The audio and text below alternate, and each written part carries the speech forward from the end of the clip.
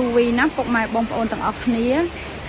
ប្រភេទតង់នេះគឺសាច់របស់វាល្អហាត់ណែនខ្លាំងមែនទែនបងប្អូនជាពិសេសគឺធន់ជាមួយនឹងកម្ដៅធន់ជាមួយនឹងអាកាសធាតុចាអញ្ចឹងពុកម៉ែបងប្អូនដែលចង់ធ្វើស្រះទឹកបងប្អូនអាចតាក់ទងបាននេះបងប្អូនមើលណានេះគឺសាច់របស់វាទាំងមូលចាកម្រាស់ក៏ក្រាស់ល្អទម្ងន់ធ្ងន់ល្អហើយសាច់ហាត់ណែនចាហើយនេះក៏អរគុណដល់បងប្រុសនៅខាងមណ្ឌលគិរីប៊ូស្រាចា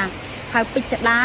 ប៊ូស្រាមណ្ឌលគិរីចាដែលបងបានជួយទិញទំហំ26ម៉ែត្រគុណនឹង28ម៉ែត្រចំនួន1ផ្ទាំងចាដោយសារតែបងនេះគាត់បានលេខតគ្នាទេចាបងប្រុសម្នាក់នៅខាងមណ្ឌលគិរីហ្នឹងគឺឲ្យលេខខ្ញុំទៅគាត់អញ្ចឹងតគ្នាហើយថ្ងៃនេះគ្នាគាត់នោះមកទិញមួយទៀតប៉ុន្តែទៅវាស់ស្រាស់សិនអត់ទាន់ដឹងថាຂະຫນាត់ប៉ុណ្ណាទេអញ្ចឹងអ្នកលក់អត់មានអីក្រៅពីពាក្យថាអរគុណដល់បងប្អូនទាំងអស់គ្នាដែលតែងតែជួយគាំទ្រផលិតផលរបស់បងប្អូនចាអញ្ចឹងបងប្អូនឆ្លាញ់ខ្មៅ UV ក៏បានបងប្អូនយកការ៉េ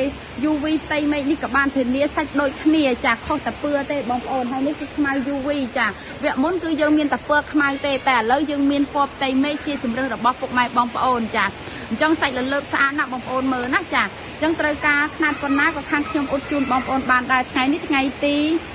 11 ខែ 5 2025ចាអរគុណហេងសំណាងល្អទាំងអ្នកទិញទាំងអ្នកលក់បាយបាយ